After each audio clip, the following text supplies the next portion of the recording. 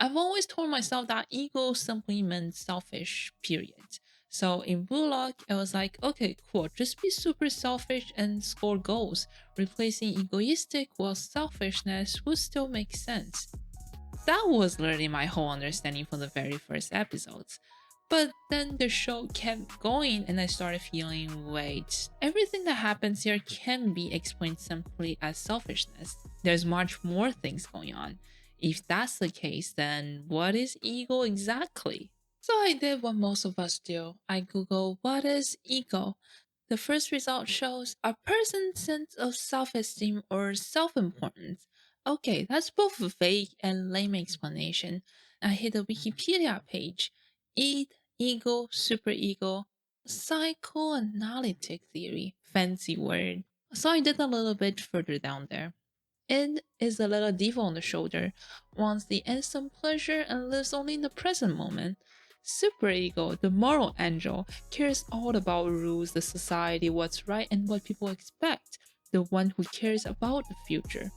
And then there's this ego, the one that's stuck in the middle, the negotiator, the one trying to balance raw desire with some kind of moral ideological compass. Well, that somehow clicked. Ego is really the meeting point between the raw desire and whatever ideology we've been given to. If the classic soccer ideology is soccer is a game of 11 players, and Ego Jinpachi despises that philosophy, then maybe only the player who can face their own id or those who manage to forge a real ego can survive in Blue Lock. Let's rewind back to the very beginning of the show, the opening scenes. Isagi has the ball, heart pounding, ready to pull the trigger.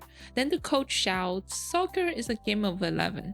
So he passes the perfect ball, and they missed it. The way the teammate missed it hits completely different than if Isagi took the shot and missed them himself. Passing because it's a team game and then failing anyway. That moment right there is a pure superego forcing him to betray his own desire. It feels disgusting and garbage.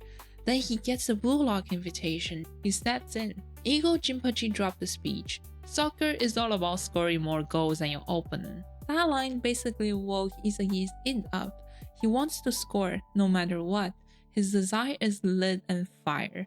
Now he's caught between two forces, the old ideology of teamwork above all and the new hunger to score goals himself.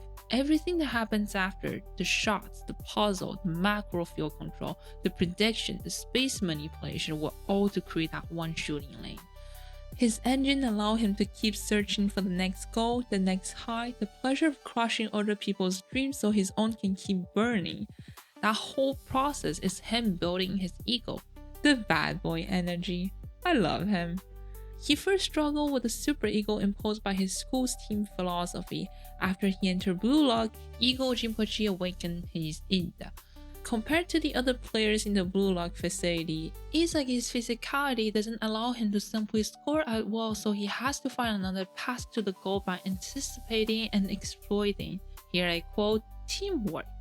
This was reflected in his puzzle-like thinking on the field. He constantly found new pieces, deconstruct them, and rearrange them. That's the way his ego operates and the path he found to be the best striker in the world. Congrats, Isagi, you found your ego.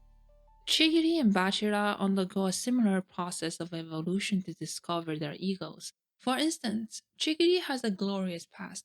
He has a weapon called speed. Since his childhood, his id is screaming, just run past everyone and you win. Then the ACL injury happened.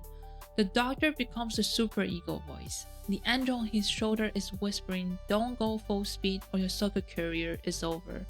Until he arrives to Blue Lock. He found that he lost soccer more than he fears losing it. So he internally accepts the worst possible consequence and go full speed again to become the best striker in the world. That's a different path compared to Isagi, and that's beautiful. Not everyone travels the same discovery path. Some starts heavy on the moral team side, some get forced into it by life, and then there's Bachira. He grew up with a monster. That monster only show up when he plays soccer. It's the pure, wild, joyful id energy. He never really had a strong superego holding him back. Until Blue Lock. He meets real monsters, Isagi and Lin. They're his idealistic concrete monster in human form. And for the first time, he realizes he's not with them. He gets lost, confused, starting to wonder why did I even start to play soccer. Playing with monsters is fun, but that's a childish reason to keep up with Isagi and Lin. As he digged down into the why question, he found his answer. There's nothing more fun than soccer in the whole universe. In that very moment, this new line became his true core, that pure, overwhelming joy of playing soccer alone. That's his real id. The monster was more like a childhood symbolic standing companion that helped him express and protect that soccer joy he had when he was little. Over time, he started mistaking the monster for the perfect soccer he was chasing, when really the monster was closer to a kind of personal mythology, almost like an early version of superego dressed up in a monster clothing. He says goodbye to the monster and he chooses to walk his own path, even if it means to play soccer alone forever. Finally, he takes the shot. Bruh, Isagi, I love you, but your timing is actually diabolical. Bachira just had his awakening, broke up with his best friend forever, and you blocked it? So yeah, after all this time, ego is not just being as selfish as possible and score as many goals as you can.